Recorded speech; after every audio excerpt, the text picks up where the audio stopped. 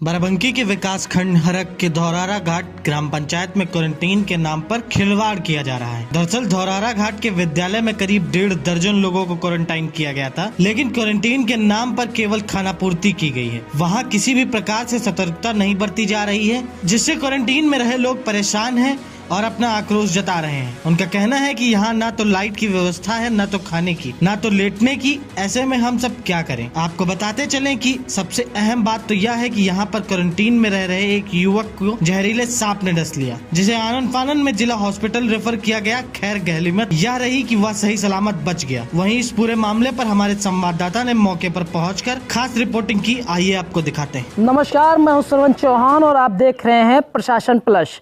आज हम पहुंच चुके हैं बाराबंकी से करीब 15 किलोमीटर दूरी बाराबंकी के विकास खंड हरक के धौराहरा घाट ग्राम पंचायत में। ये क्वारंटाइन सेंटर है।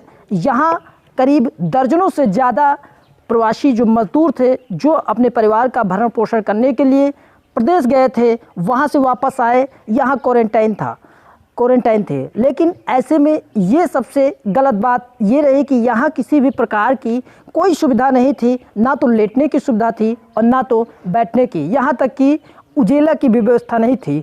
ऐसे में एक अप्रिय घटना घटने से बच गई।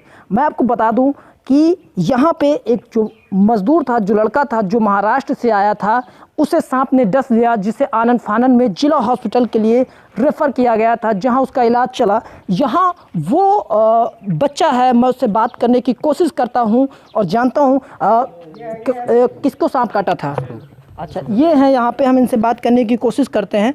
क्या नाम है आपका? संदीप कुमार। अच्छा संदीप जी, आपको सुनने में आया सांप ने डस लिया जी, तो क्या हुआ था, कैसे क्या मामला था? शाम का टाइम था तो पानी लेने के लिए जा रहा था, तो पैर के नीचे सांप आया और डस लिया। वो सबको बताया तो फिर लेके गए बाबा के पास, उसको विष निकाला, वैसा किया और डॉक्टर में गए हॉस्पिटल, वो जिला वो है ना उसमें। तो वहाँ पे डॉक्टर ने बोला कि अभी तो जिंदा, ये मरा थोड़ी नहीं, तो इसको यहाँ पे लेके आए। अच्छा, डॉक्टर ने उल्टा बोला? हाँ, उल्टा बोला ऐसा। तो फिर वहाँ से हम लोग खड़े रहे थोड़ी देर, उसके बाद चले आए। वहाँ पे कुछ भी नहीं, हम लोग को अंदर भी नहीं लिया उधर। तो ये बताइए, ये क्वारंटाइन सेंटर है, यहाँ का प्रावधान ये है कि जो लोग हैं, जो लोग बाहर से आए, उन्हें यहाँ बैठाया जाए, लेटाया जाए, उन्हें खाना तक की खिलाने की भी बात रखी जाती है और कहा जाता है। क्या खाना या लेटने की व्यवस्था थी, उजेला था? कुछ भी नहीं था, लाइट का थोड़ा बहुत था तो हम लोगों ने कर लिया था, बाकी खाने का अपने आप से और रहने का सब कुछ अपने आप से। सिर्फ प्रधान ने यहाँ का रूम खोल दिया था बस। अच्छा, जितने भी क्लास हैं। तो वो आप वहाँ से पैदल आए या आपको सरकार के द्वारा लाया गया था? 5-6 किलोमीटर पैदल आए, उसके बाद ट्रक से आए, फिर इधर फिर ट्रक से आए। अच्छा, किराया देके? हाँ, किराया तो ये थे जिनको सांप ने डस लिया था। और भी यहाँ के लोग हैं, हम उनसे बात करने की कोशिश करते हैं और उनकी और भी जो समस्याएं हम वो भी जानने की कोशिश करते हैं। आप कहाँ से आए थे? महाराष्ट्र से। आप यहाँ जब क्वारंटाइन है, रह रहे हैं कि नहीं रह रहे हैं? हाँ, रह रहे थे, निकल यहाँ पे पूरा कोई सुविधा है नहीं। अच्छा, पूरा अंधेरा रहता है। जब प्रधान से बोलो तो बोलते कि अपने हाथ कर लो। अच्छा, अपने हाथ कर लो। तो ये साफ तौर पे आपने देखा कि यहाँ के जो लोग हैं वो साफ तौर पे ये बात कह रहे हैं कि जो ग्राम प्रधान हैं, जो अन्य अधिकारी हैं, वो पूरी तरीके से इनकी बातों को ध्यान में नहीं दे रहे हैं, जिसके चलते इन्हें बहुत सी समस्याएं हो रही हैं। यहाँ एक व्यक्ति हैं, हम उनसे बात करने की कोशिश करते हैं और उनसे ये भी जानते हैं कि उन्हें क्या क्या समस्याएँ हैं। फ़िलहाल यहाँ 1 दर्जन से अधिक लोग यहाँ भर्ती हैं। क्या कहेंगे आप? हम सर आए थे परसों दिल्ली से, तो यहाँ पर आए तो यहाँ देखे इतनी गंदगी है, कोई व्यवस्था नहीं थी। हम और जो पहले से 2-4 दिन पहले से यहाँ रह रहे थे, वो अपने पास से लाइट लगाए 1-2 बल्ब। उसके बाद यहाँ पर लोग विवाद करते हैं और लाइट की कोई व्यवस्था नहीं कर रहे। इतना कूड़ा कचरा है, इसलिए उस बच्चा खड़ा था, बात कर रहा है कि लोग यहाँ विरोध कर रहे हैं, एक लाइट नहीं लगवा सकते हैं, कोई प्रशासन न कोई नहीं लगवाता। उतने में बात हो रही थी, उसी जगह पे उसके सांप काट लिया पैर में। जब भी लोग मानते नहीं हैं।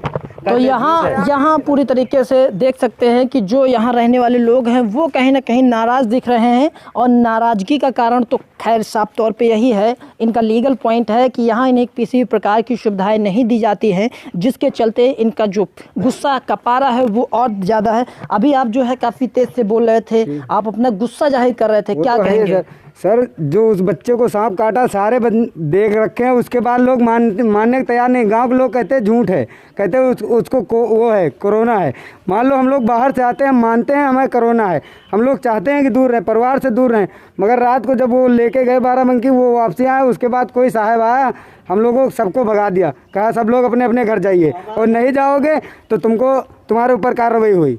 अच्छा, मतलब क्वारंटाइन ना हो के आप लोग अपने घरों में जाओ, नहीं जाओगे तो तुम्हारे ऊपर कार्रवाई होगी। जो घर में जगह नहीं रहे, और हम लोगों के घर में सर दिखा देंगे अभी जाके, छत नहीं डरवाए, दीवार है, अब वहाँ हम लोग कैसे रहे? हमारे घर में बच्चे हैं छोटे छोटे, हम बाहर से आए, बच्चे हमारे नहीं आएंगे हमारे पास। अच्छा, तो मतलब परिवार की भी जो समस्याएं हैं कि कहीं उनको न कोरोना हो जाए, हम कहीं पॉजिटिव निकल आए रिपोर्ट में, तो ये सब समस्याएं हैं। जी, हम खुद चाहते हैं हम दूर रहें, मगर जब सर यहाँ कोई व्यवस्था नहीं, प्रधान से कहा गया तो प्रधान कहता है कि मैं अपना राशन दे दूंगा, आप बना लीजिए, खा लीजिए, मगर ये मत कहिए कि ये सरकार का दिया हुआ है, सरकार से कुछ नहीं मिलता। मगर मुझसे उससे कोई मतलब नहीं, मगर कहने मतलब आप प्रधान हो, गांव के मुखिया हो, आप अपनी तरफ से तो कर सकते थे कि यहाँ कोई चीज़ की व्यवस्था कर सकते थे।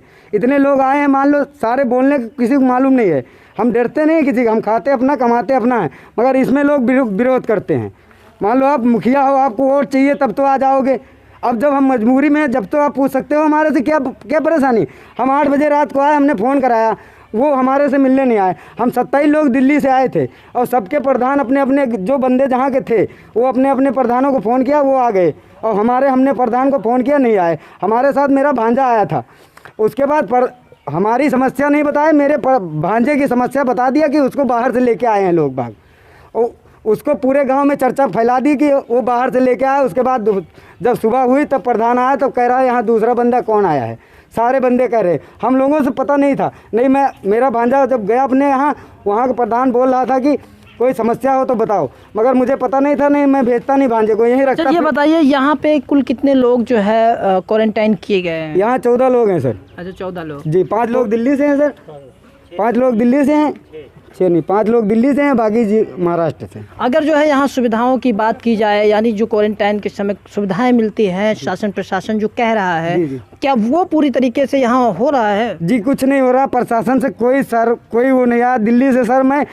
14 किलोमीटर पैदल आया हूँ, उसके बाद सर अपनी गाड़ी की है, तो वहाँ जहाँ से बस चल रही थी वहाँ तक आए, 3 जगह बदली की है, जब जाके यहाँ पहुँचे हैं। कितने रुपए किराया दिया था? सर किराया तो खैर नहीं पड़ा है, जो अपना लगाया है 500-500 रुपये किराया लगाया सर। उसके बाद जो सरकारी बसें हैं उससे आए हैं, उसके बाद वहाँ से आए, गंगागंज में उतार दिए, वहाँ से 3 किलोमीटर फिर पैदल आए हैं। हमारे घर के भाई बोल रहे थे आ जाऊँ, मैं ले जाऊँ, हमने कहा मना कर दिया कि आप नहीं आओ, हम बाहर से आए, हम खुद पैदल चले आएँगे। तो यहाँ के जो लोग हैं उन्हें पूरी तरीके से बहुत सी समस्याओं का सामना करना पड़ रहा है, लेकिन जो जिम्मेदार हैं, जो आला अधिकारी हैं, वो पूरी तरीके से निराधार, जो व्यवस्थाएं हैं वो पूरी तरीके से बेकार दिख रही हैं। ऐसे में ये शासन प्रशासन से, प्रशासन प्लस का सीधा सवाल है कि क्या ऐसे ही क्वारंटाइन लोगों को किया जाता है कि वो यहाँ किसी भी प्रकार की सुविधाओं से लैस रहे। प्रशासन प्लस के लिए मैं श्रवण चौहान, बाराबंकी उत्तर।